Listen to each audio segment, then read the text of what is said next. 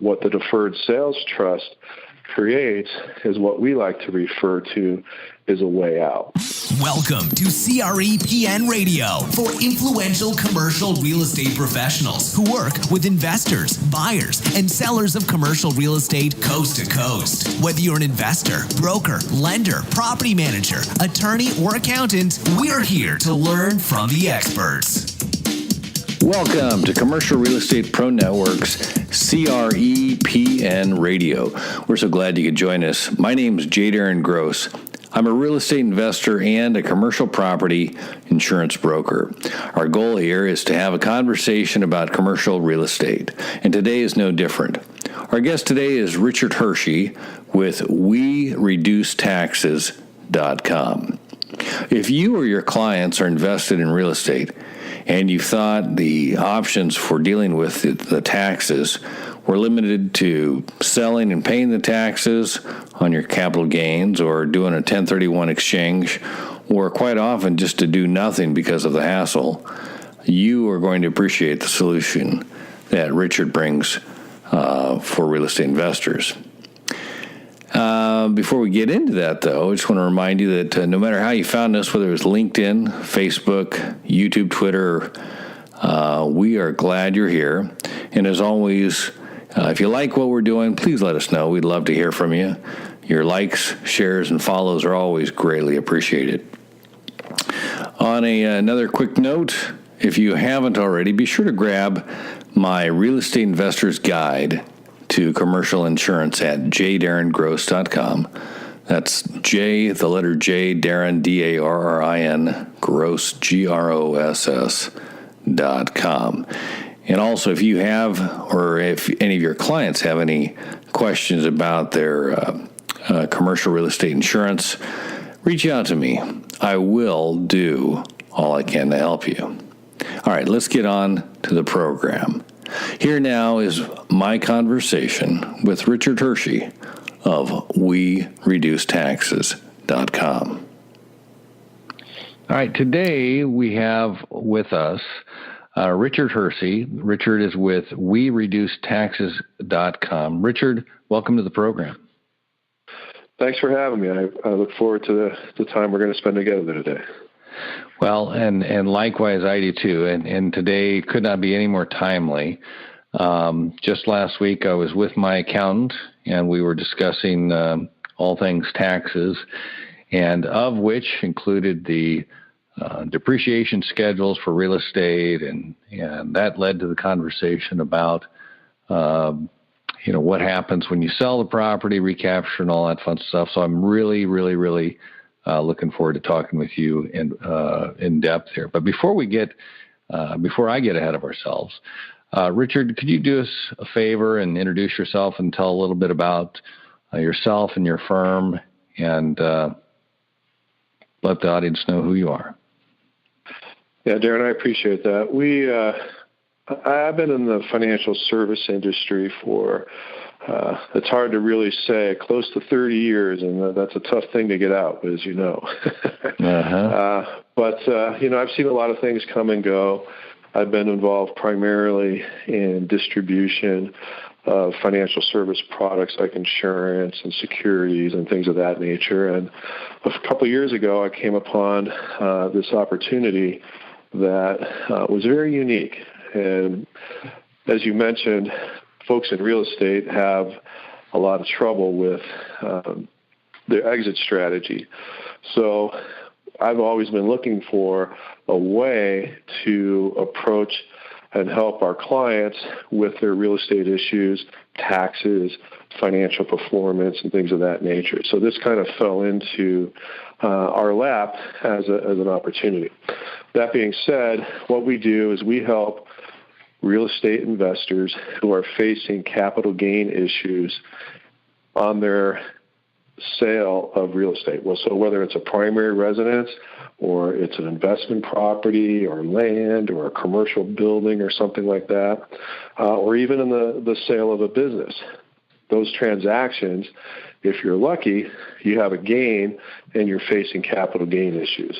So our program, the Deferred Sales Trust, is something that can help alleviate or minimize the impact of the capital gain tax. Got it.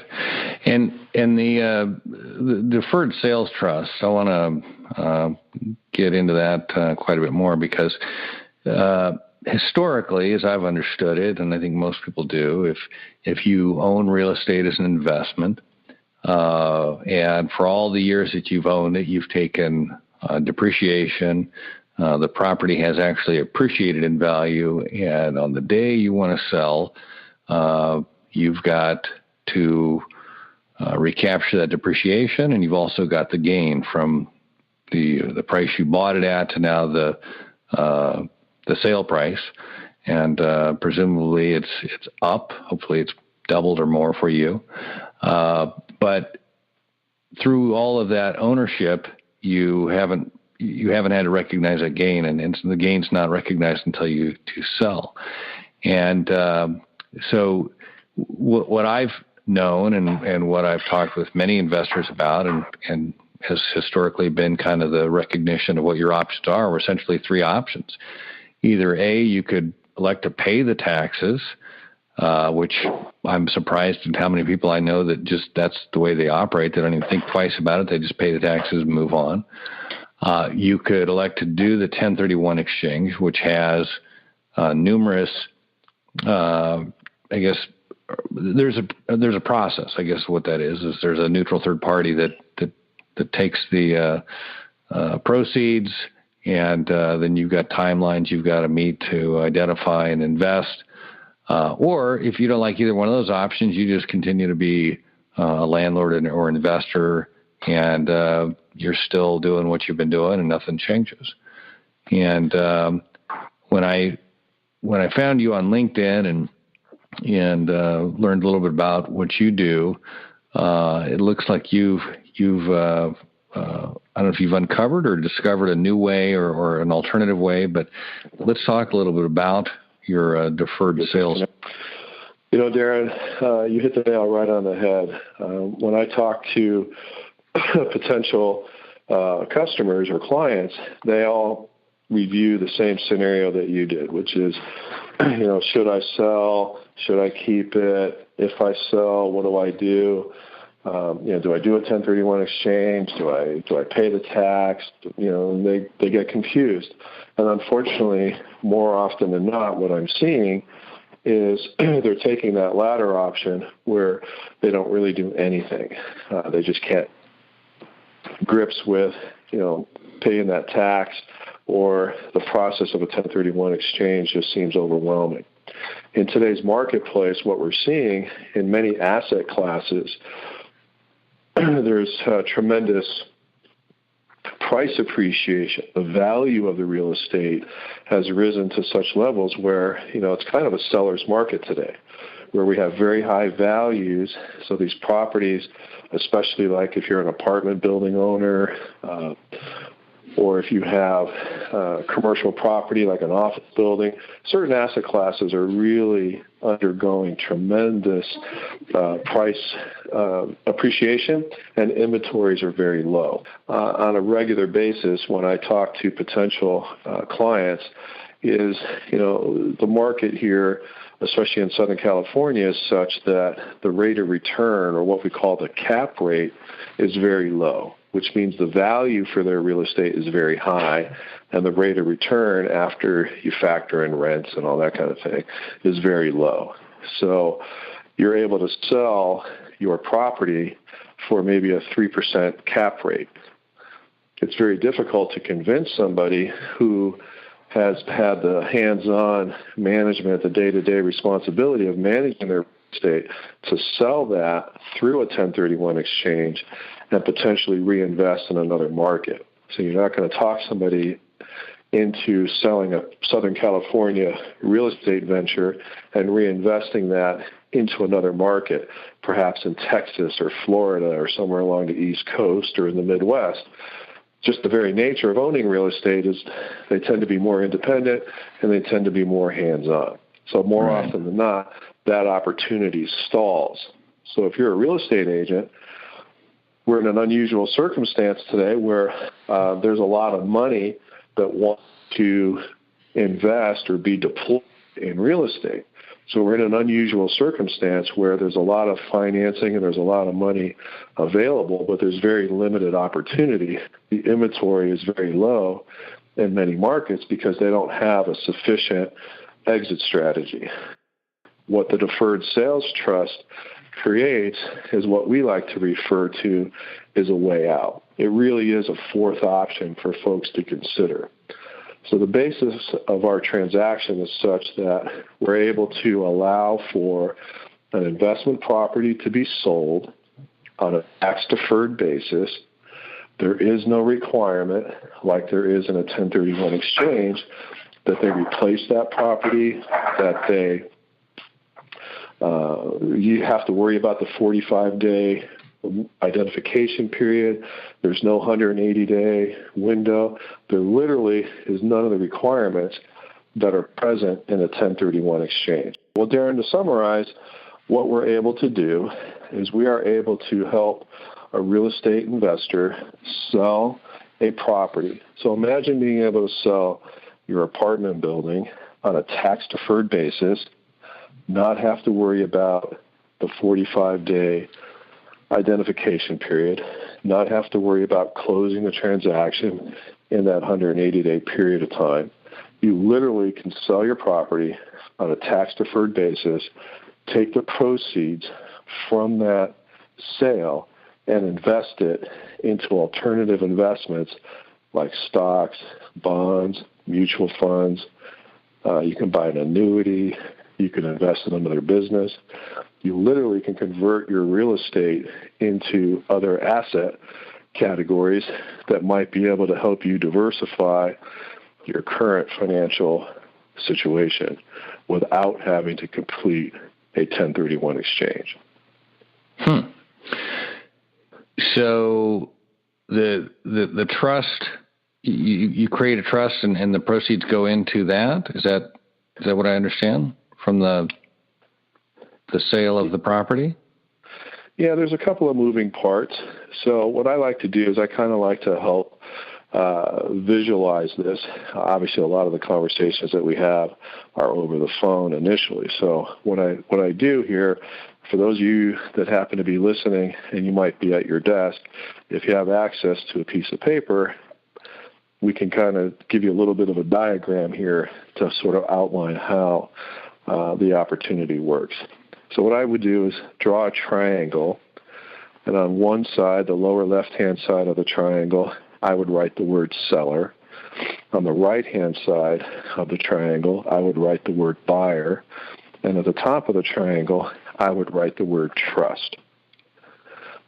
So the way the process works, there's three basic steps that need to be completed. In any real estate transaction, the first step is that the buyer and the seller need to agree to terms and conditions. So if we put a two-way arrow between the bottom of the triangle, between the seller and the buyer, that would be step number one.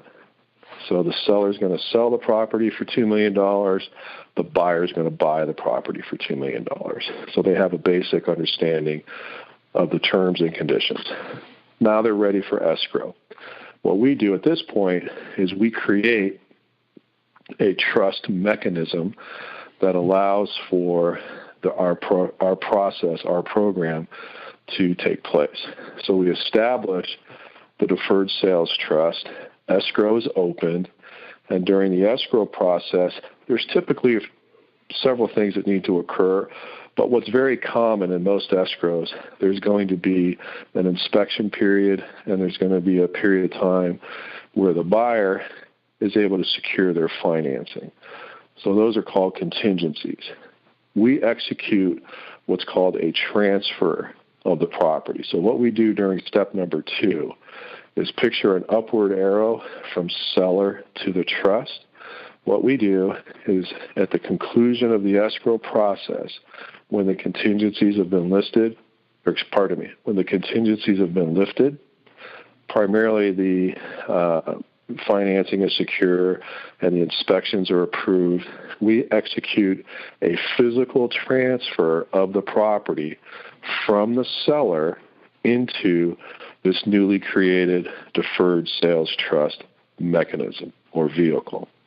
At this point, it's critical to understand that the trust is now in possession of the property. Once that occurs, the trust will finalize and complete the sale with the buyer. So step number 2, there's an upward arrow from the seller to the trust on our triangle. Step number 3, there's a downward arrow from the trust to the buyer. So at this point, the buyer needs to perform. They deposit their consideration into escrow. So I would put a $sign inside of the triangle, and that would represent that deposit. So whether it's all cash or a combination of cash and mortgage, escrow is funded. The escrow officers complete their part of the transaction. They net out the fees and commissions and pay off any mortgages or whatever complications or whatever instructions are part of the escrow process are completed. At the end of the escrow process, the escrow officer needs to make a decision as to what to do with the money.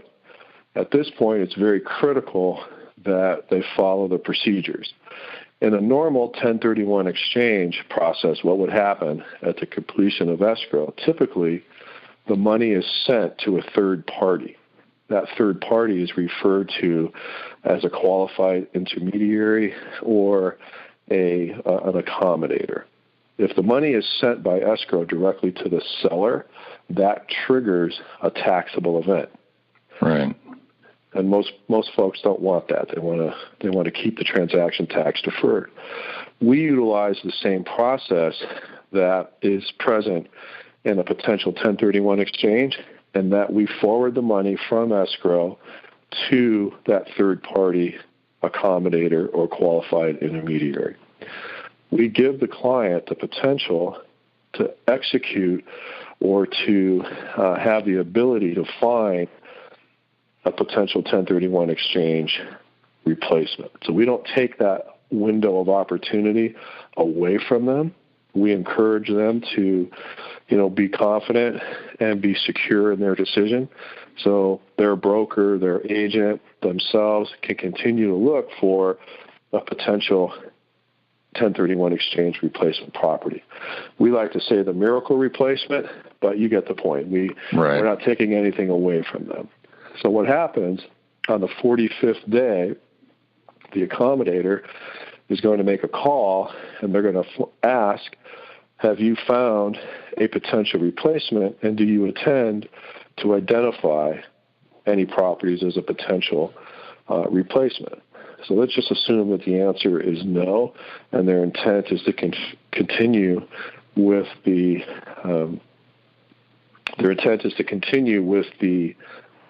deferred sales trust. So what happens on the 46th day, the answer is going to be no.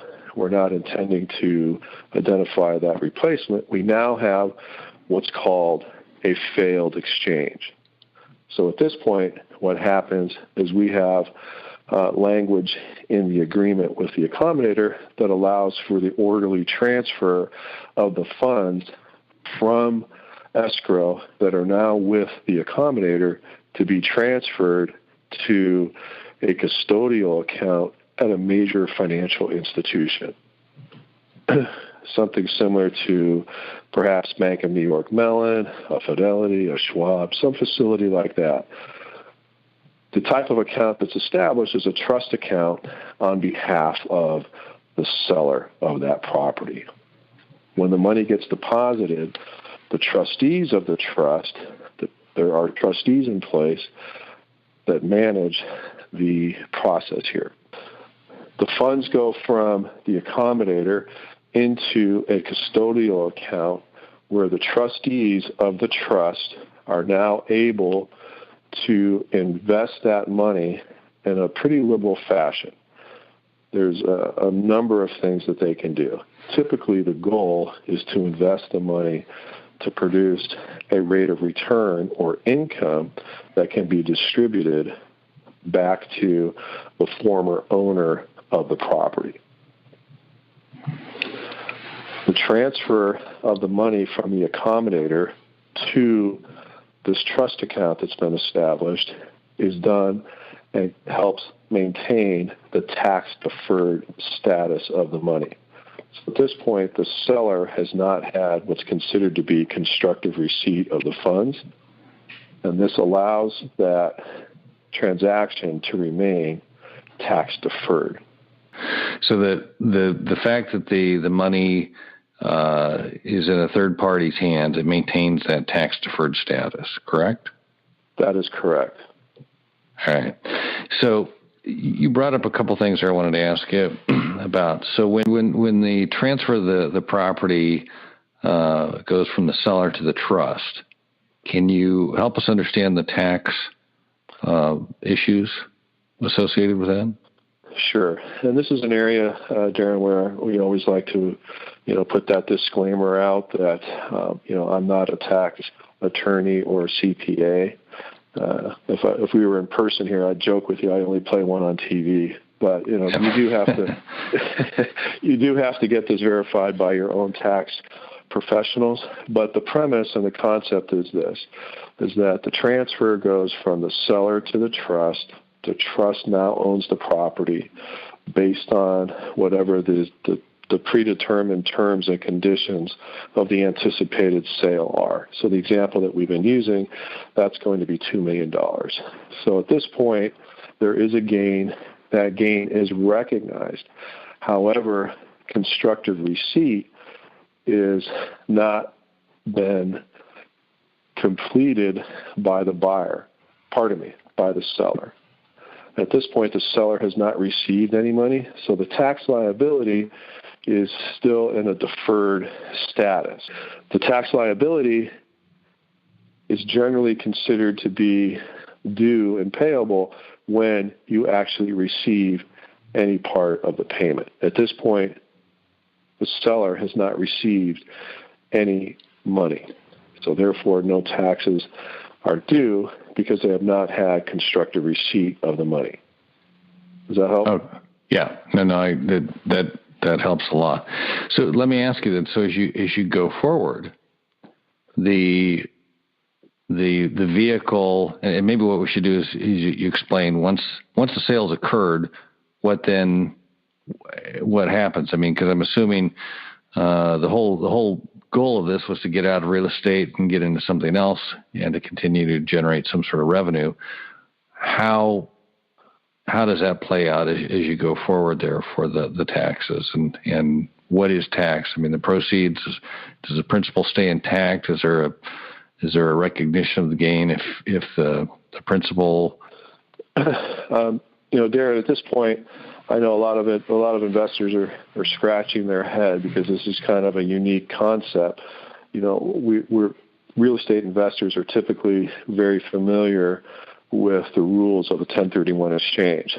So just to review briefly, in a 1031 exchange, you have to replace the property being sold with a property of equal or greater value, and you have to identify that replacement in 45 days, and you have a total of 180 days to close that transaction.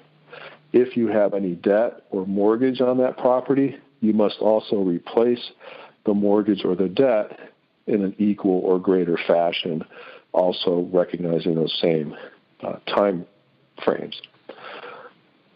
What the deferred sales trust does is it does not use what the deferred sale trust does is it does not utilize Section 1031 at all. We use a different section of the tax code.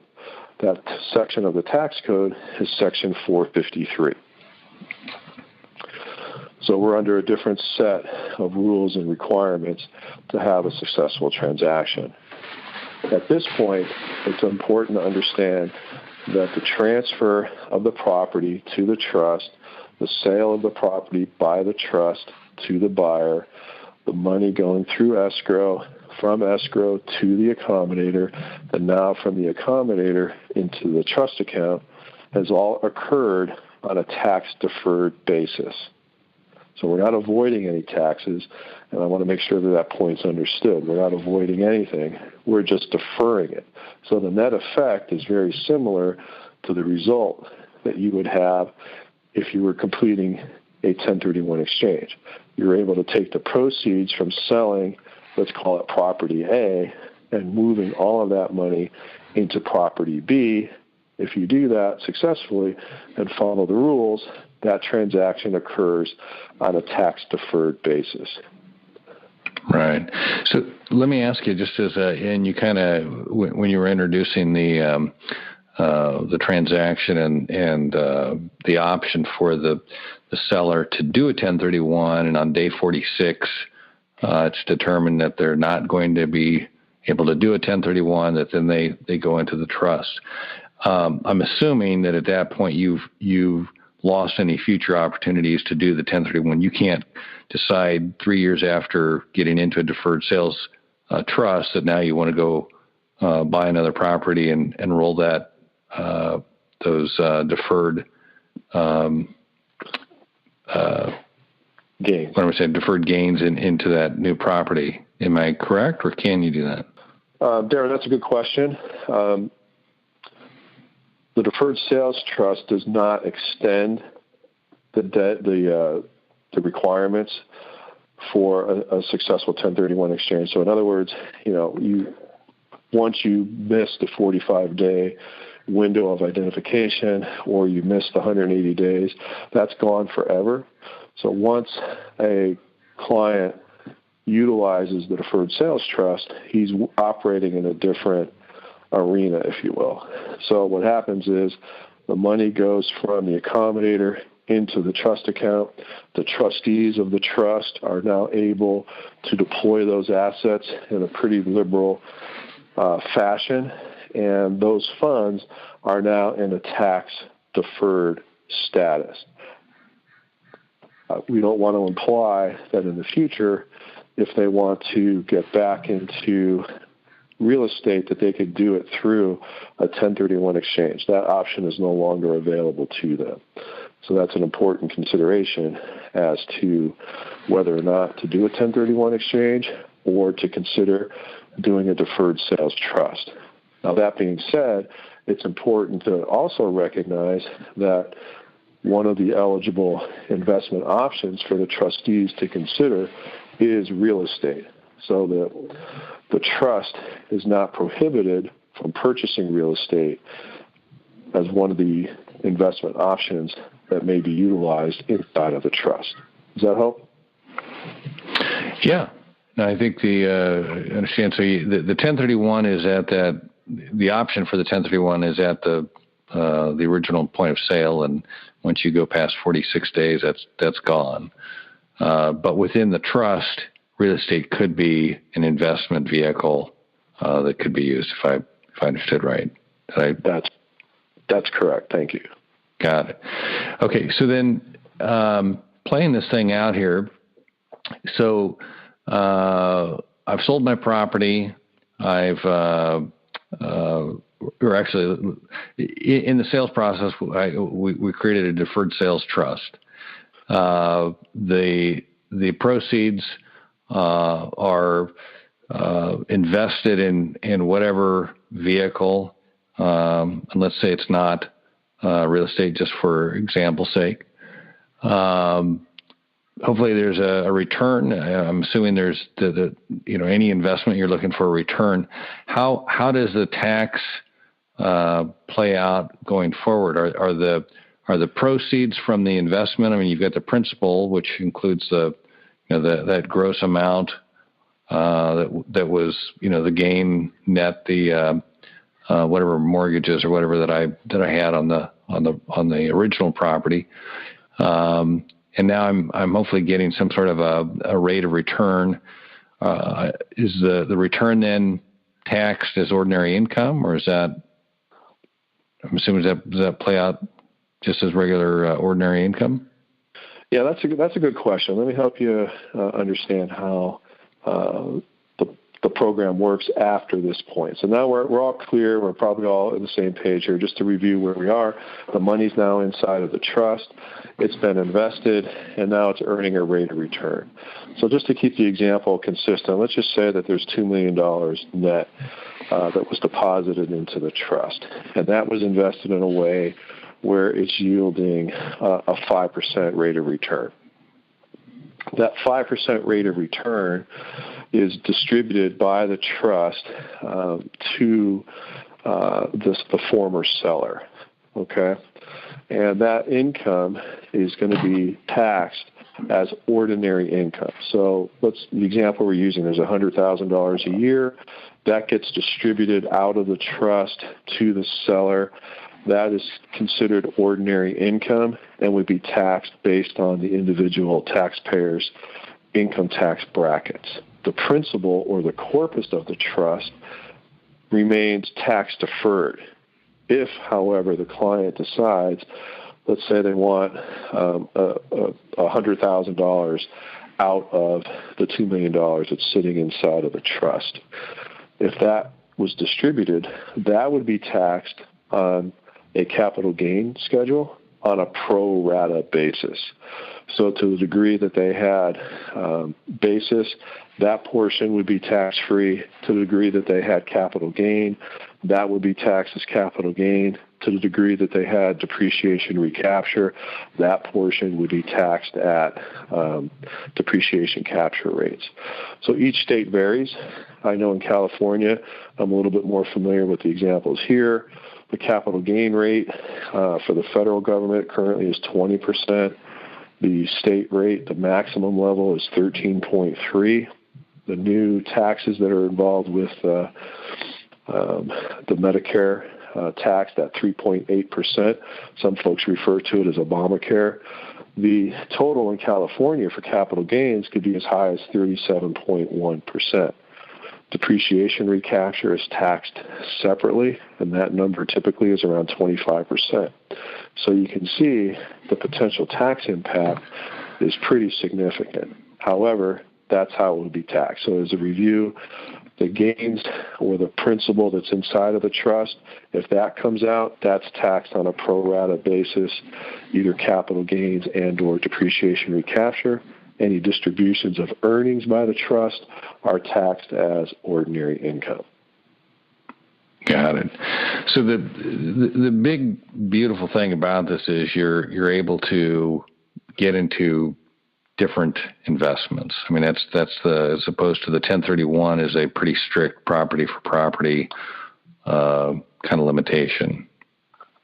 Yeah, a lot of clients who end up considering a deferred sales trust often are attracted to several things. One, they're able to sell their real estate at what many people are considering to be, fairly high values today. So they're able to, maximize the rate of return on their real estate investment. They're also able to diversify. So a lot of folks that we work with tend to be older. They've had the property, 15, 20, 30 years in some cases, even longer in some. And maybe they're ready to do something else. They're retiring. They don't want the day-to-day management responsibility of operating the property anymore. Or perhaps the property's been fully depreciated, and to really get any more value out of it, they need to make capital investments that maybe they're not prepared to do. There's many reasons, but those are very typical. One, they're motivated by maximizing the rate of return on the property. Two, they're looking for a different management or a different lifestyle, if you will, and they're looking for diversification. What the Deferred Sales Trust does allows them to consider alternative investments. A lot of times, real estate investors tend to be very heavily concentrated in real estate and often don't have exposure to other investments. So the Deferred Sales Trust is an excellent vehicle to give a little bit more diversity to their overall portfolio, and that's attractive to a lot of people. Got it. Let me ask you, let's go down the road here a little bit further. As you indicated, somebody's held a property for a number of years. They liquidate. They go through or they go into the Deferred Sales Trust. and ultimately, years later, they're no longer with us. What happens at that point? The trust is ongoing. Do the heirs, can you explain a little bit about that? I'm just kind of looking at it from go a few miles further, a few years further. How does that play out? Sure. The trust becomes, let's say it's a husband and wife who went into this. And, the estate planning team would work with the advisors and the children of the family that's considering, doing this. So let's just assume at the second death that, what do we do now? So let's just say there's 3 kids. The trust is flexible in that, let's say you have 3 kids. You have Johnny, who wants a Ferrari right away, can't wait to get his hands on the money. You have Mary, who says, I wouldn't mind paying off my house and, maybe leaving the rest behind. And you have Susan, who says, I'm fortunate, I don't need any of it. So the trust itself can accommodate any one of those scenarios. So upon death of the second person, the beneficiaries of that trust are able to either take a partial withdrawal of their pro rata share, a full withdrawal, or anything in between. So they can take some of the money, all the money, none of the money. All of that could be accomplished. In the event that they take any money, the person receiving the money, they would pay their portion of the capital gain at that time. Okay, so there's not a step-up basis upon the second death. No, the step-up is something that needs to be considered again. You have to work with your tax professionals to make a decision here. A step-up in basis from real estate comes by owning and holding the real estate at death. And in this case, remember, the property has already been sold. So Gotcha. There's not a property in place to step up. So the capital gains are due. Gotcha. Interesting. Well, on that point, Darren, there is flexibility, and that the beneficiaries get to decide if and when they're going to liquidate their respective positions. Right, because they could continue with the proceeds from the investments ongoing, right? I mean, you don't have to liquidate the trust per se, but just at that second death, however the estate planning set up for the heirs, then those options become available. Or I guess you have to act as the will and all that indicated. Correct. There's the estate plan will be followed, that the family is established, but from the trust perspective, just the raw answer is that the beneficiaries can decide or elect to continue their pro rata share, can continue, or they can liquidate and incur the capital gain tax at the time of liquidation for their pro rata share of the trust. Got it. Well, this is fascinating as another option for what to do with real estate investment when you're looking to sell a property or get out of real estate. I've always thought that once a real estate investor, always a real estate investor, just based on all of the things we've discussed with recapture and depreciation and appreciation and capital gains and all that. And this is clearly another option, and an interesting one at that. I'm just looking on our time here, and I don't want to keep you all day. I really appreciate the opportunity to talk with you. Is there anything that I didn't ask that you would like to make certain that we included in our conversation? We've had a pretty thorough conversation here. One of the things that I experience very often, just like our initial reaction when we first met, is that a common first statement that I get is, how come I've never heard of this before? I've been around 100 years and I know everything, and how come I've never heard of this before? It's important to understand that we've been conducting this type of transaction for over 20 years. We've helped literally hundreds and hundreds, even thousands of customers with this transaction. It's been very successful for those people. And it's just one of those tools that are out there that a lot of people don't understand, including a lot of tax professionals. Once we explain them and educate them of the process, generally they're very surprised at really how simple the transaction is, but they're really impressed by the benefit that their clients receive from considering this type of program. Yeah, I'll bet. And just sitting here thinking, one of the thoughts kind of in my head originally, I meant to ask earlier, but I'm assuming in 20 years it's been tested. I mean, you were citing, what was the code? 40. Yeah, Section 453. 453. It's a tax code that actually predates Section 1031 exchange. So it's been a very integral part of the economic engine of the country, and I'd be happy to provide additional information for any of our listeners today that would like to receive it. Oh, that's great.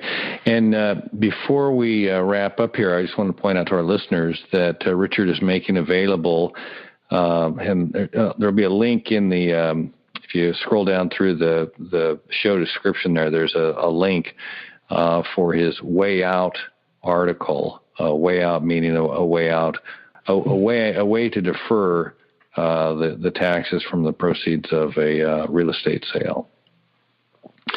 And so be sure to click on the link down there, and you can get that article from Richard. And Richard, what's a great way, or what's the best way for people to get in touch with you if they'd like to get in touch with you or get additional information about you and your firm and opportunity to work with you? Yeah, Darren, I really appreciate the effort that you've given me today and the time and respect, and it's been a very fun opportunity for me here. What we're looking for is to meet with individual real estate owners or their teams. So if you're a CPA, if you're a commercial real estate agent, or if you're a real estate agent that works with residential sales, or you're a business broker, we have an education package that we're happy to provide for you and help educate you to make you more aware of the opportunity. The best way to reach me, my name again is Richard Hershey. My website is wereducetaxes.com. A good phone number for me is area code 818-703-6400. Great. Well, Richard, I can't say thank you enough. I've appreciated the opportunity to learn more about deferred tax. I said deferred tax.